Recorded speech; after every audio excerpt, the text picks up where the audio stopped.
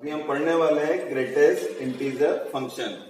हम greatest integer function पढ़ना है हमें और साथ साथ इसका डोमेन से रिलेटेड इस पर बेस्ड क्वेश्चन भी सॉल्व करना है। Greatest integer function y equal, ये जो सिंबल बनाया है अभी एक स्क्वायर ब्रैकेट में x लिखकर, इसको रीड किया जाता है ग्रेटेस्ट इंटीजर फंक्शन।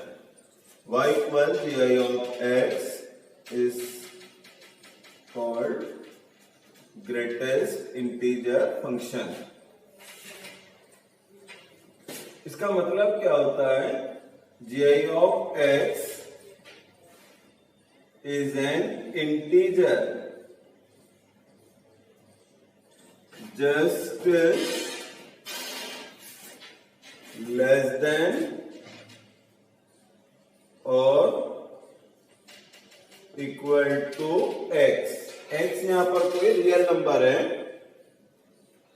तो gi ऑफ x क्या होता है? It is an integer just less than और इक्वल टू x। या तो ये x के इक्वल होगा या उससे जस्ट छोटा जो नंबर रहेगा, जो इंटीजर होगा, उसको कहेंगे हम gi ऑफ x।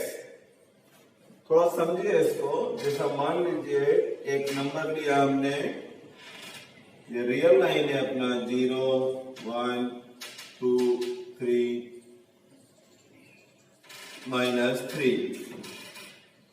सपोज एक नंबर है अपने पास में 2.3। 2.3 इंटीजर नहीं है। अब यदि हम उससे छोटे इंटीजर देखें, देखिए ये 2.3 है, 2.3 से स्मॉल इंटीजर ये सब है 2 1 0 -1 -2 -3 एंड सो ऑन। ये बहुत सारे इंटीजर ऐसे हैं जो इस नंबर से स्मॉलर है, और इन सारे इंटीजर में ग्रेटेस्ट इंटीजर कौन सा है? 2। तो इस 2 को कहा जाता है greatest integer function of 2.3। Simple wording में किसी भी रियल नंबर के जो लेफ्ट साइड इंटीजर होता है, उस इंटीजर को हम ग्रेटेस्ट इंटीजर फंक्शन कहते हैं। फिर इंटीजर का क्या रहेगा? जैसा मान लीजिए आपको 1 का GIF देखना है, तो किसी इंटीजर का GIF वो खुद ही होता है, इटसेल्फ नंबर। 1 का GIF 1 होगा, 2.3 का GIF 2 होगा। इनफैक्ट यदि आप किन्हीं भी दो इंटीजर के बीच में कोई नंबर लेते हैं, 0 से 1 के बीच में आप कोई भी नंबर लें, तो इन सारे नंबर से छोटा इंटीजर या जस्ट लेस देन इंटीजर कौन सा है? 0। सो 0 से 1 के बीच सभी नंबर का GIF 0 रहेगा। यदि -1 से 0 के बीच में हम कोई भी नंबर लेते हैं, तो उसका GIF कितना रहेगा? -1। क्लियर है सभी को? एक और तरीके से समझते हैं इसको हम। देखो 2.3 के हम दो पार्ट कर सकते हैं, एक 2 और दूसरा 0.3। 5.9 इसके भी दो पार्ट हो सकते हैं, 5 + 0.9। 0.7 इसके भी दो पार्ट है, एक 0 और एक 0.7। -1.9 इसके भी दो पार्ट है। -1.9 की पोजीशन क्या होंगे बेटा? यहां पर -1.9 -2 और -1 के बीच में, इसके बीच में हम कोई भी नंबर लेंगे तो GIF कितना मिलेगा? -2। इसको हम लिख सकते हैं -2 + 0.1। याद रखें प्लस के बाद वाले जो नंबर लिख रहे हैं ये पॉजिटिव होना चाहिए, पॉजिटिव फ्रैक्शन होना चाहिए ये। ओके, यदि -2.3 हो तो कैसे लिखेंगे इसको, -3.7। यदि 4 हो तो 4 + 0, -2 है तो -2 + 0। ये रियल नंबर्स है सारे x। ये जो इंटीजर देख रहे हैं आप इसको कहते हैं GI of x, greatest integer function of x। और जो ये फ्रैक्शनल पार्ट दिख रहा है उसके नाम से इसको भी फ्रैक्शनल पार्ट ऑफ x कहा जाता है। फ्रैक्शनल पार्ट ऑफ x, इसको कर्ली ब्रैकेट से डिनोट करते हैं और GIF को स्क्वायर ब्रैकेट से। इसमें देखो ये जो कर्ली ब्रैकेट वाला x है क्या कहते हैं इसको हम, fractional part function of x, fractional part function of x। इसकी वैल्यूज जो होती है क्लियर दिख रहा है यहां पर, ये 0 से 1 के बीच में होती है। 0 हो सकता है, 0 कब रहेगा ये, जब x इंटीजर है।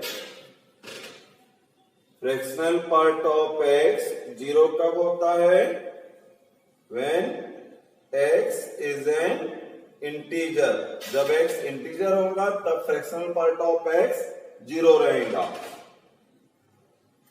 ओके, और दूसरा यदि 0 नहीं है ये, मतलब 0 से 1 के बीच में है, देन इसका मतलब क्या होगा, x कहां लाई कर रहा है, r-i, इंटीजर को छोड़कर बाकी सब रियल। ये फ्रैक्शनल पार्ट ऑफ x के लिए। ग्रेटेस्ट इंटीजर फंक्शन को यदि हम देखें, दोनों ऑब्वियस डायरेक्ट रिलेटेड है एक दूसरे से, तो दोनों की स्टडी एक साथ ही होती है।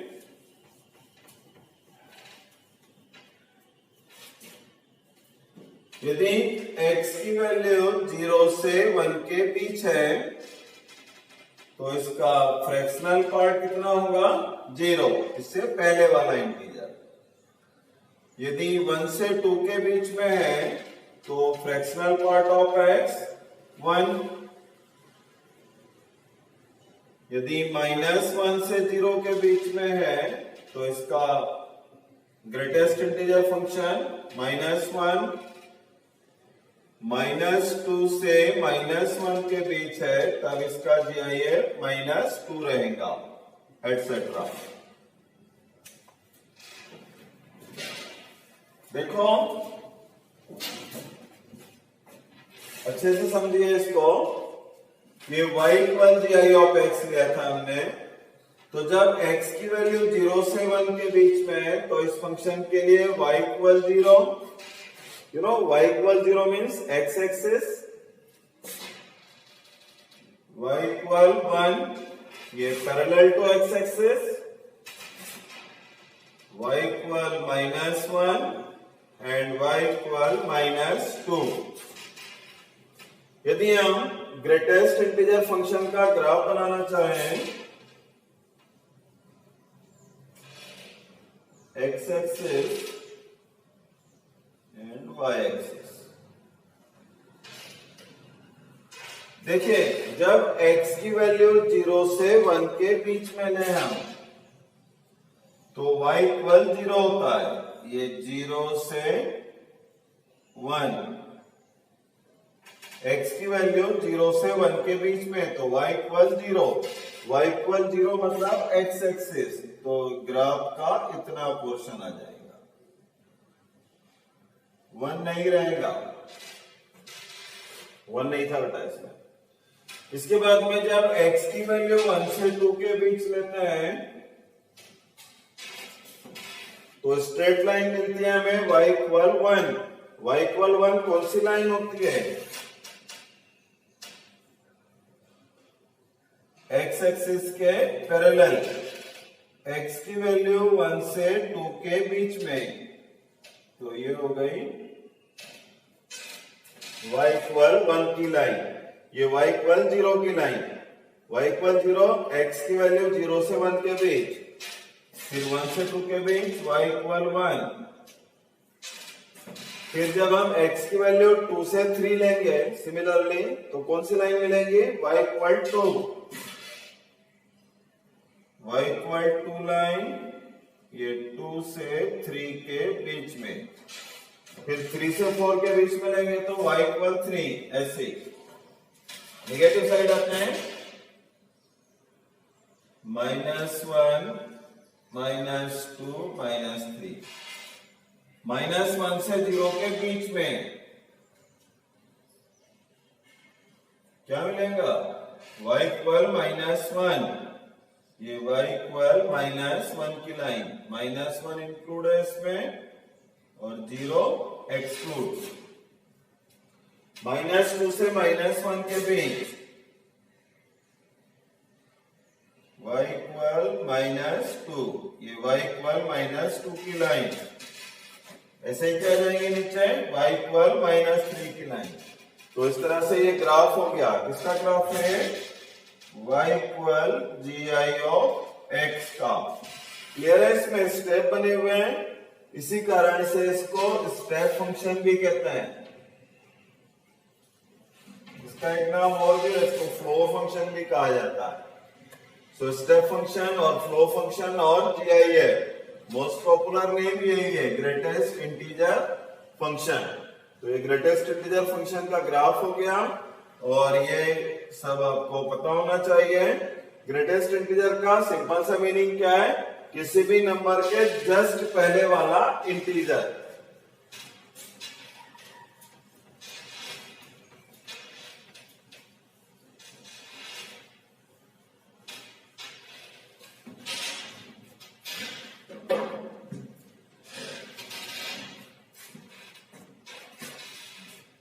कुछ क्वेश्चन देखें इस पर।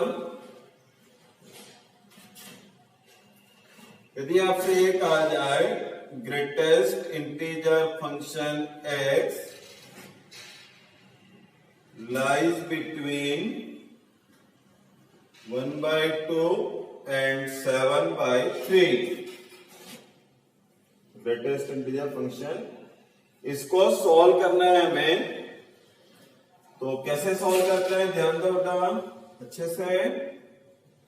1/2 और 7/3 के बीच में ये केवल इंटीजर ही रहता है, it is always integer. x कुछ भी हो सकता है, GI ऑफ x हमेशा इंटीजर रहेगा। जैसे 2.3 ये x है, और इसका GIF लेंगे तो कितना मिलेगा, 2, उससे पहले वाला इंटीजर। यदि हम ये कहें -1.5, ये -1.5x, और ये क्या हो गया, GI of x, it is -2, ऐसा। तो GI ऑफ x क्या रहेगा, 1/2 और 7/3 के बीच के इंटीजर। इस बीच में कितने इंटीजर होते हैं, एक होता है 1, 2, 7/3, यानी 2 पॉइंट समथिंग।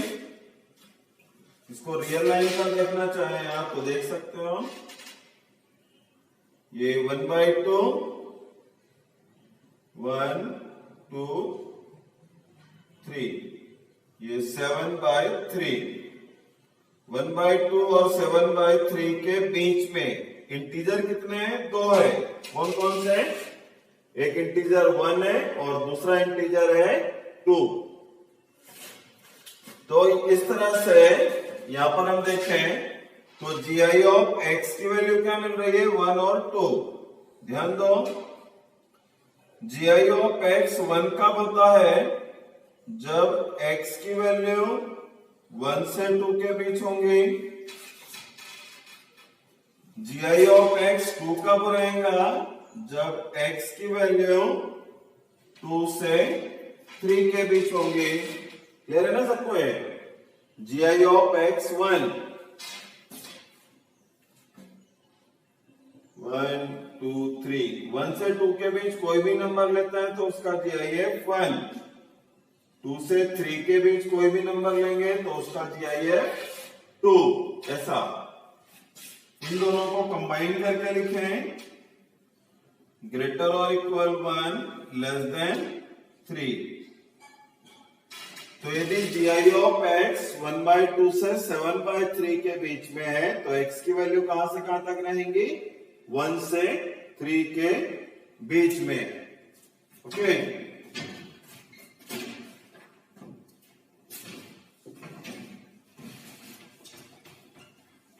अब इसका यूज हम करेंगे डोमेन फाइंड करने के लिए।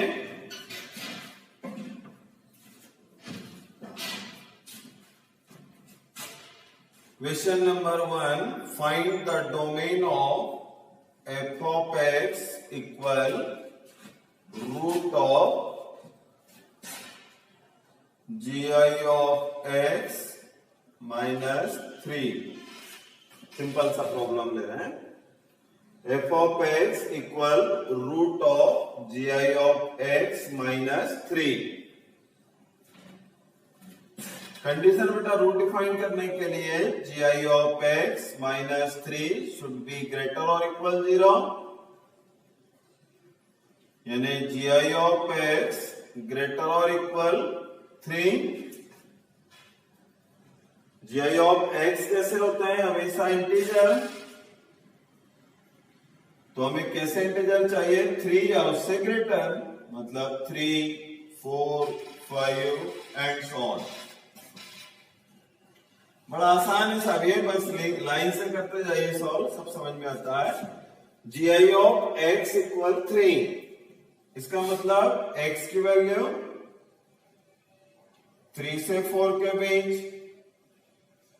GI ऑफ x 4, x की वैल्यू 4 से 5, फिर x की वैल्यू 5 से 6 and so on.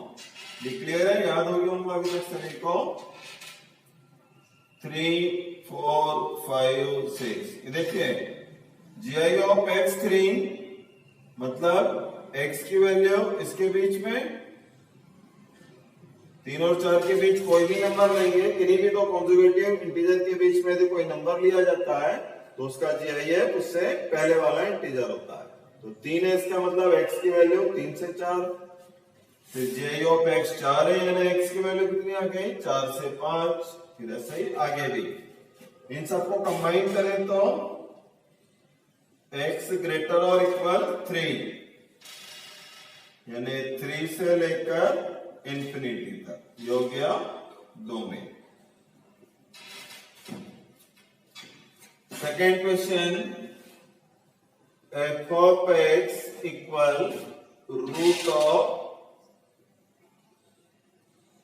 x minus 3 1/2 minus GI of x। इसका हमें डोमेन फाइंड करना है। GI of x minus 3 1/2 minus GI of x greater और इक्वल 0। समझने के लिए हम GI ऑफ x को t सपोज कर रहे हैं, तो ये हो गया t minus 3 1/2 minus t greater और इक्वल 0। t माइनस 3, ये 1/2 माइनस t को t माइनस 1/2 लिखें तो ये लेस और इक्वल 0। अभी दो फैक्टर है अपने पास, एक 1/2, दो क्रिटिकल पॉइंट हो गए, दूसरा 3। न्यूमरेटर वाला फैक्टर है, ये ओपन में रहेगा, तो t की वैल्यू कहां से कहां तक मिलेगा इसमें अपने को, 1/2 से 3 के बीच में।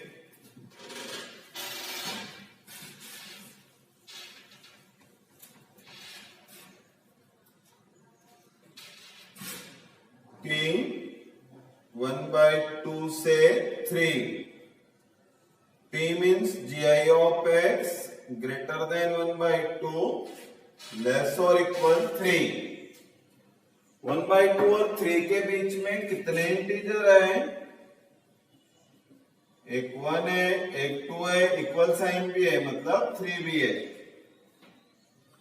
अब GI ऑफ x 1 कब होता है? जब x की वैल्यू 1 से 2 के बीच. GI ऑफ x 2 कब होगा? जब 2 से 3 के बीच में हो. और ये 3 कब होता है? जब x की वैल्यू 3 से 4 के बीच में हो. इन सबको कंबाइन करके लिखें तो 1 से 4, यानी डोमेन क्या हो गया फंक्शन का? Closed interval 1, open interval 4. Answer. और कुछ क्वेश्चन देखेंगे इसके अभी हम.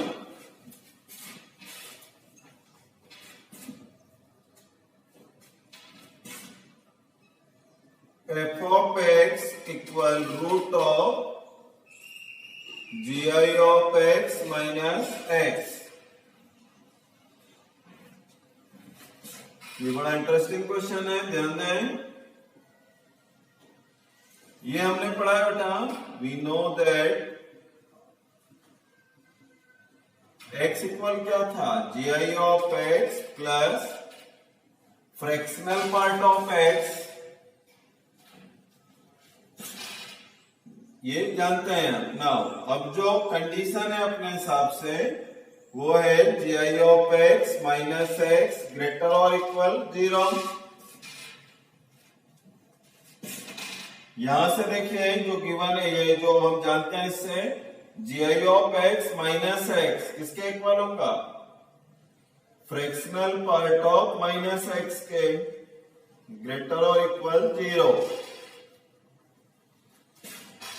ये माइनस साइन हटाते हैं तो fractional part of x less और इक्वल 0. पर हम पढ़ चुके हैं फ्रैक्शनल पार्ट ऑफ x जो होता है यह हमेशा 0 से 1 के बीच में होता है. 0 से बड़ा होता है या 0 के इक्वल होता है या 1 होता है. इसमें क्या मिल रहा है हमें? या तो लेस देन 0 या इक्वल 0. तो fractional part of x less then 0 कभी नहीं होता, राइट. इसका मतलब क्या हुआ कि फ्रैक्शनल पार्ट ऑफ x 0 होना चाहिए. इसके पहले मैंने लिखवाया था आपको फ्रैक्शनल पार्ट ऑफ x 0 कब होता है? जब x इंटीजर हो, तभी फ्रैक्शनल पार्ट ऑफ x 0 होता है. Otherwise fractional part of x 0 से 1 के बीच में रहेगा. तो इस तरह से हमें ये कब पॉसिबल रहेगा? जब x इंटीजर हो, यानी इसका डोमेन क्या हो गया? All integer. दूसरा क्वेश्चन इसी टाइप का, ये JEE मेन में पूछा जा चुका है बेटा question. x minus GI of x. आसान सा, बहुत आसान क्वेश्चन है. थोड़ा सा समझने की अच्छे से कोशिश कीजिए. जस्ट इसी का निगेटिव लिया हुआ है. कंडीशन क्या बनेगी? x माइनस दिस ग्रेटर और equal 0. x minus GI of x. यहां से देखिए x minus GI of x किसके इक्वल है? फ्रैक्शनल पार्ट ऑफ x के. Fractional part of x greater और equal 0. But fractional part of x greater और equal 0 तो हमेशा ही होता है. तो इट इज ऑलवेज ट्रू. ये हमेशा ट्रू है. इसका मतलब क्या हुआ कि इसका डोमेन क्या हो गया? All real.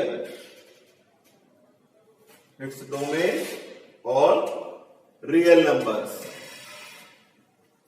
इस पर बेस्ड और दो क्वेश्चन बन सकते हैं.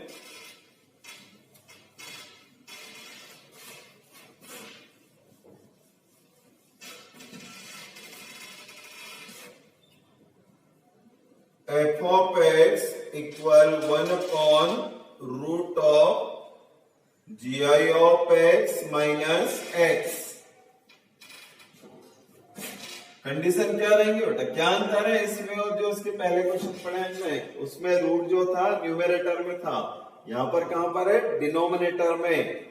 डिनोमिनेटर वाला जो रूट होता है वो ऑलवेज पॉजिटिव होता है, जीरो नहीं हो सकता ऑब्वियस। डिनोमिनेटर जीरो पसंद नहीं करता है, denominator hate zero, always hate zero. GI of x minus x greater than zero, root होने के कारण पॉजिटिव ले रहे हैं। GI ऑफ ये x किसके इक्वल होता है, GI of x plus fractional part of x greater than zero.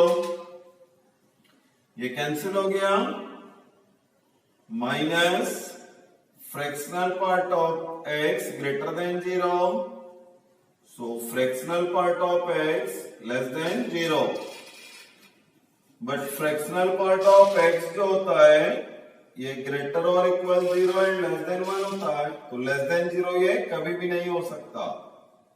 So domain क्या जाएगा इसका, 5। 5 मतलब नल सेट जिसमें कुछ नहीं होता। एक लास्ट क्वेश्चन और देख लीजिए इसका, GI ऑफ x का 1/√ऑफ x minus GI of x, इसका ठीक उल्टा है, x minus GI of x positive, x की value GI of x plus fractional part of x positive, cancel, fractional part of x positive, बराबर है। Fractional part of x positive मिला, fractional part of x positive ही रहता है या zero रहता है, ये 0 से 1 के बीच में होता है। यहाँ पर इक्वल जीरो कब रहता है, जब इंटीजर हो, यहाँ पर ग्रेटर देन जीरो है केवल, इक्वल जीरो नहीं है, इसका मतलब x इंटीजर नहीं होना चाहिए, नहीं है तो r माइनस आई, यानी इस फंक्शन का डोमेन क्या हो गया, r माइनस आई। ये थे ग्रेटेस्ट इंटीजर फंक्शन, इसके कुछ क्वेश्चन हम और सॉल्व करेंगे, बट अभी एक दूसरा फंक्शन और पढ़ा रहा हूं, मॉड्यूलस फंक्शन। इसके बाद उसके प्रैक्टिस सीट दी जाएंगे, उसको अच्छे से सॉल्व कीजिए। डोमेन हमें आना चाहिए सभी फंक्शन के, जितने फंक्शन है सबके डोमेन फाइंड करें, क्योंकि कैलकुलस पूरा उसी पर बेस्ड होता है। जब तक डोमेन नहीं आएगा कैलकुलस सॉल्व करना बड़ा डेंजरस बनता जाएगा।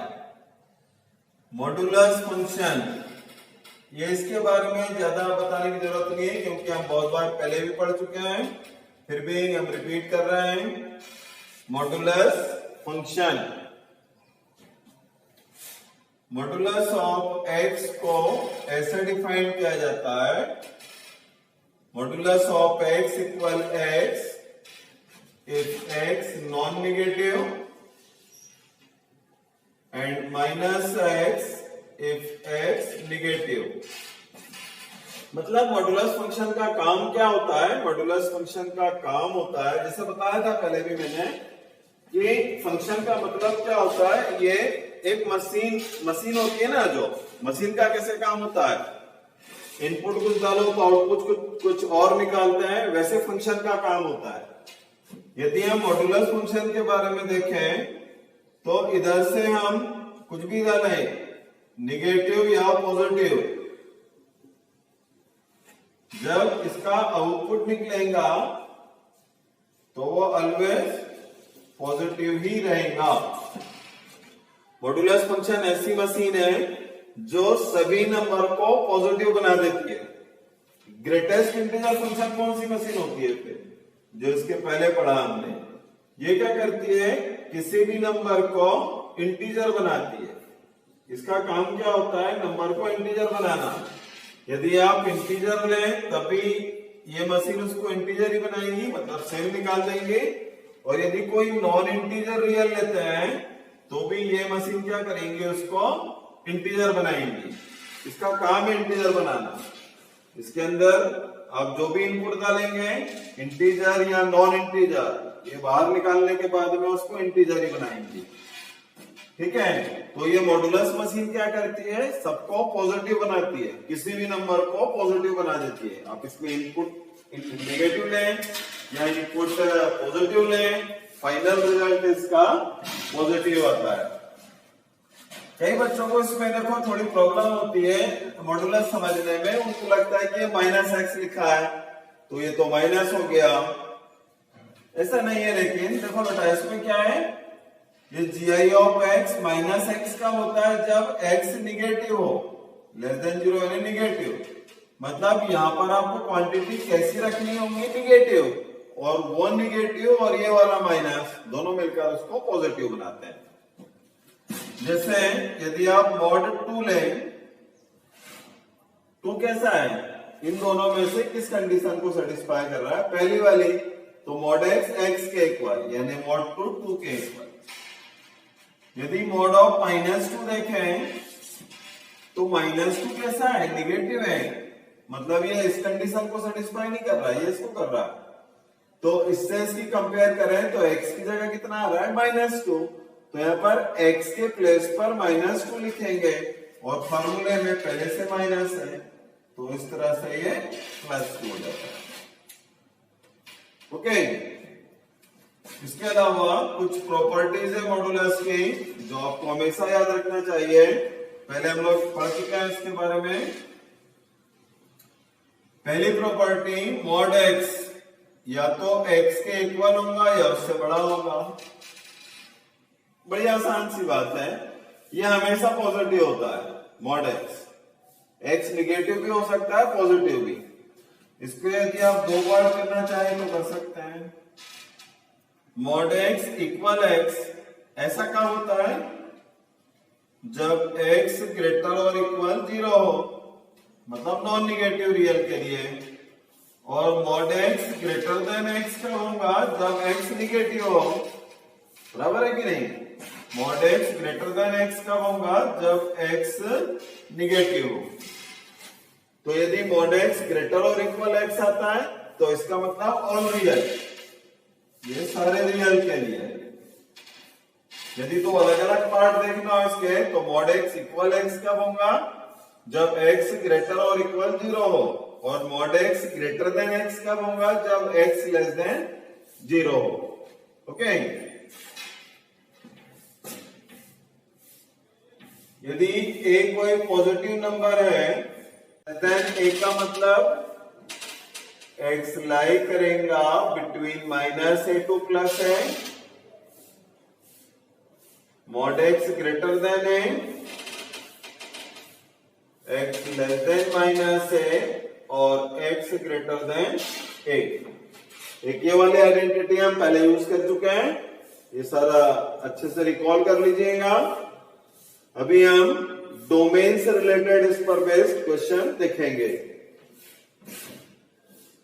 फंक्शन का डोमेन फाइंड करना है हमें। f of x equal root of 4 minus mod x, 4 minus mod x greater और equal 0, 4 greater or equal mod x, it means mod x less or equal 4। यदि mod x less than a हो तो x कहां लाई करता है, -a से +a के बीच। mod x less or equal 4 में x कहां लाई करेगा, -4 से +4 के बीच में। तो डोमेन क्या हो गया इस फंक्शन का, क्लोज्ड इंटरवल -4 से +4।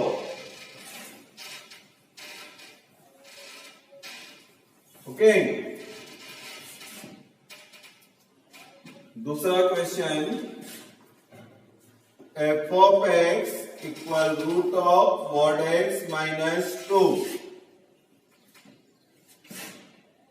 mod x minus 2 greater or equal 0, mod x greater or equal 2. mod x greater than a का मीनिंग क्या होता है बेटा? x कहां लाई करेगा? लेस देन माइनस है, माइनस 2 से कम और 2 से ज्यादा। सो इसका डोमेन क्या हो गया? माइनस इंफिनिटी से माइनस 2 यूनियन 2 से infinity. Right? Question number 3, root of mod x minus x. mod x minus x greater or equal 0, mod x greater or equal x. mod x greater or equal x always true होता है, बता चुका हूं पहले। mod x positive number है, x negative भी हो सकता है, पॉजिटिव भी। यदि निगेटिव रहा तो mod x उससे ग्रेटर हो जाएगा और पॉजिटिव रहा तो उसके इक्वल आ जाएगा। सो ये ऑल रियल के लिए ट्रू है, यानी इसका डोमेन क्या हो गया? All real. एक क्वेश्चन और देखिए, f of x equal 1 upon root of x minus mod x. x minus mod x greater than 0, x greater than mod x, यानी mod x less than x. mod x less than x कभी भी नहीं होता, सो इसका domain क्या हो गया? 5। बाकी इसके बाद जो है अब हम नेक्स्ट लेक्चर में पढ़ेंगे।